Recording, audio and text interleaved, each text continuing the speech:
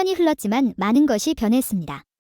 한때 가장 어린 선수로 시작한 두 사람은 이제 신인이 아닌 팀의 핵심 선수로 성장했습니다. 그러나 변하지 않은 것은 손흥민의 강력한 프레젠스와 레노가 심판에게 팔을 들어올리는 모습입니다. 마치 그들이 레버쿠젠에서 젊은 날들을 보냈던 훈련장에서의 순간을 되돌리고 싶어하는 것처럼 보입니다. 그 순간 그들은 여전히 20대 초반의 젊고 장난스러운 친구들이었습니다. 손흥민은 유럽에서 보낸 시간이 한국에서의 그것보다 더 길었고 많은 친구들이 있습니다. 그러나 그의 축구 경력에서 가장 중요한 친구를 선택한다면 그것은 분명 레노일 것입니다. 왜 레노가 손흥민에게 다른 친구들보다 더 특별한지, 그들의 재회가 팬들에게 감동을 주는 이유는 무엇일까요? 그들이 만날 때 항상 논쟁의 중심이 되는 주제는 슈팅에 관한 것입니다. 유럽에서 손흥민과 처음 추억을 만든 레노는 단순히 팀 동료가 아니라 훈련장에서의 경쟁자였습니다. 손흥민은 멀리서 강력한 슛으로 골을 넣었고 그 경기에서 승리했습니다. 많은 사람들이 궁금해하는 것 중 하나는 손흥민이 왜 보통 발끝으로 강한 슛을 하지 않는지입니다. 그는 주로 종아리 부분으로 슛을 합니다. 그러나 원래 손흥민은 그런 슈팅 스타일의 선수가 아니었습니다. 최근에는 우리가 그의 특징적인 빨래줄 슈팅을 볼 수 없게 되었습니다. 손흥민이 젊은 시절에 기록한 유명한 골 뒤에는 작은 비밀이 숨어 있습니다. 레노와 같은 능력 있는 골키퍼를 만났을 때 그러한 슈팅으로 골을 넣는 것은 더 어려워졌습니다. 몇 년 후 손흥민은 레버쿠젠에서 레노를 만났고 훈련장에서 레노는 손의 슛을 막는데 최고의 골키퍼였습니다. 점점 손의 슛 대부분은 직선이 아니라 휘어지기 시작했습니다. 왜 커브슛이 좋을까요? 이를 설명할 하나의 상황이 있습니다. 토트넘의 경기를 본 사람들은 비카리오가 막지 못한 상황의 의미를 확실히 알 것입니다. 비카리오의 빠른 반응은 세계 최고 수준에 달했습니다. 비카리오가 닿지 못한 손의 슛은 페널티 박스 밖에서 시작되어 안으로 꺾였습니다. 일부는 비카리오가 훈련일 뿐이라 최선을 다하지 않았다고 생각하지만 그것은 시즌 시작 전이었습니다. 손이 EPL에 합류했을 때 정확한 포지션에 대한 확신이 없어도 손과 같은 주요 공격수의 슛을 막는 것은 단순한 훈련이 아니라 코칭 스태프 앞에서 자신을 표현하는 기회였습니다. 결과적으로 손흥민은 공을 건드릴 수 없었습니다. 돌진하는 손흥민과 커브슛하는 손흥민 사이에는 뚜렷한 차이가 있으며 그 중심에는 베이어 레버쿠젠에서의 그의 시간과 레노의 존재가 있습니다. 레노가 그러한 슛을 해서는 안 된다고 하는 의미는 골키퍼에게 그런 슛이 맞기 어렵기 때문이며 손흥민은 오늘날 모든 골키퍼에게 이 슛을 계속 사용하고 있습니다. 젊은 친구들 사이의 경쟁과 승리의 의지는 지금까지 계속되고 있으며 그것은 결과적으로 그렇지만 오늘날의 손흥민을 만드는 수많은 흔적 중 하나입니다. 커브슛과 손흥민의 골은 슈퍼스타 손흥민의 상징이 되었고 그는 독일과의 경기 후 그의 경력에서 아마도 가장 강한 인터뷰를 진행했습니다. 내 경력 동안 나는 언젠가 감사를 표현해야 한다고 항상 생각했습니다. 사람들은 자주 묻고 나는 그들을 위로하고 싶고 그들을 껴안고 싶습니다. 하지만 독일 사람들이 울을 때 나는 내가 좋아하는 것을 하여 복수할 수 있다고 느꼈습니다. 그런 발언을 특정 국가나 어떤 사람들에 대해 하기는 그의 성격에 비추어 볼 때 상당히 이례적입니다. 그는 대부분의 인터뷰에서 말 선택에 매우 조심스럽습니다. 이로 인해 의문이 생깁니다. 독일과의 좋지 않은 추억에도 불구하고 왜 그는 토트넘에서의 첫 해의 볼프스부르크에서의 기회를 통해 독일로 돌아가고 싶었을까요?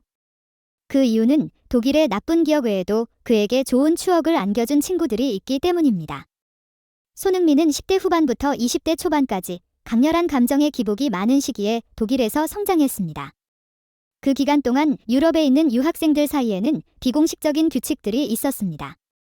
예를 들어 무한도전 프로그램을 매주 다운로드한다는 것은 몇 년 안에 한국으로 돌아올 것이라는 것이나 싸이월드에 매일 로그인한다는 것은 몇 달 안에 한국으로 돌아올 것이라는 것, 이런 가볍게 농담하는 것들처럼 말입니다. 그는 한국이 그리웠고 새로운 환경에 적응하지 못했습니다. 함부르크에서 손흥민은 무슨 일을 겪었을까요? 나는 TV를 보는 것과 아무짝에 쓸모 없다는 것이 얼마나 쉬운 일인지만 알고 있습니다. 훈련이 끝나면 그는 보통 혼자 게임을 하거나 오락 프로그램을 시청하고 매일 싸이월드에 로그인하여 한국의 친구들과 대화를 나눴으며 그의 방에는 한국 국기가 걸려 있었습니다. 그 10대 소년의 머릿속은 한국 생각뿐이었습니다. 손흥민이 언급한 그 외로웠던 시기는 바로 이때였고 그는 외로운 전장에서 한국의 전사처럼 싸웠습니다. 훈련장에서 그는 멀리 떨어진 땅에서 약하게 보이지 않기 위해 동료들과 싸웠고 축구에 대한 열정으로 생존하고 극복하려 노력했습니다. 당시 손흥민의 나이를 감안할 때 그의 MCM 가방은 매우 비쌌습니다. 기숙사에서 어린 소년임에도 불구하고 그 비싼 가방 위에서 한국 국기는 눈부시게 빛났습니다. 그는 단지 아름다운 경치를 즐기기 위해 유학온 학생이 아니라 임무를 가진 도전자였습니다. 그리고 레버쿠젠으로 이동한 첫날, 손흥민은 웨나오를 만났습니다. 두 사람이 포옹으로 인사하는 모습은 웨나오의 사교적인 성격을 보여주었고 손흥민의 등에는 한국 국기가 여전히 눈부시게 빛나고 있었습니다. 짧은 시간 후 작은 방에서 혼자 플레이스테이션을 하던 손흥민은 이제 웨나오와 다른 친구들과 넓은 거실에서 이 게임을 함께 즐기게 되었습니다. 싸이월드에 자주 접속하던 손흥민은 글을 쓰는 빈도가 줄어들었습니다. 그는 실제 세상에서 진정으로 살기 시작했고 매일 독일어로 말하는 시간이 한국어보다 많아졌습니다. 모든 독일인이 이기야 할 상대가 아니라 그중 일부는 그의 친구가 되었습니다. 유학생들이 고향으로 돌아갈 때 종종 따르는 규칙은 손흥민이 레버쿠젠에 있을 때 거의 적용되지 않았습니다. 손흥민의 일상활동에는 항상 예의 바르고 성실한 태도가 담겨 있었습니다. 현재 익숙한 모습인 동료들과 함께 한국 식당을 방문하는 것도 그의 세련된 행동으로 시작되었습니다. 손흥민은 이제 인스타그램에 매일 접속하는 습관이 없습니다. 예전에 싸이월드를 자주 이용하던 손흥민과 현재의 손흥민 사이에는 길의 양쪽처럼 다른 거리감이 존재하며 그 중심에는 예의가 있습니다. 한국 고교 시절 친구들과의 사소한 대화, 베니를 만났다는 자랑이나 친구들의 농담도 손흥민에게 필요한 일들이었습니다. 멀리 떨어진 나라에서 외로움을 극도로 느낀 사람들은 그런 것들이 필요하다는 것을 알고 있습니다. 멀리 떨어진 곳에서 타오르는 외로움을 경험한 사람들은 그런 것들이 필요하다는 것을 알고 있습니다. 현재 손흥민은 축구계의 슈퍼스타입니다. 전 세계에는 그의 유니폼을 입고 싶어하는 젊은 선수들이 넘쳐납니다. 레귤론이 토트넘에 합류하고 인터뷰에서 손흥민을 그의 롤모델로 꼽았을 때 그것은 더 이상 놀라운 일이 아니었습니다. 자신이 추구하는 스포츠 분야에서의 슈퍼스타를 존경하고 가깝게 느끼는 것은 당연한 일이며 현재의 손흥민은 누구와든 친구가 될 수 있습니다.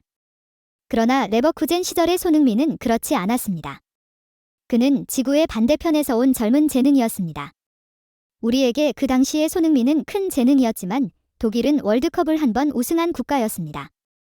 젊은 재능들이 축구팀에서 키워져 나가고 있습니다. 레노는 독일 U17, U18, U19, U20 대표팀에 연속으로 발탁되며 독일의 미래로 간주되었습니다.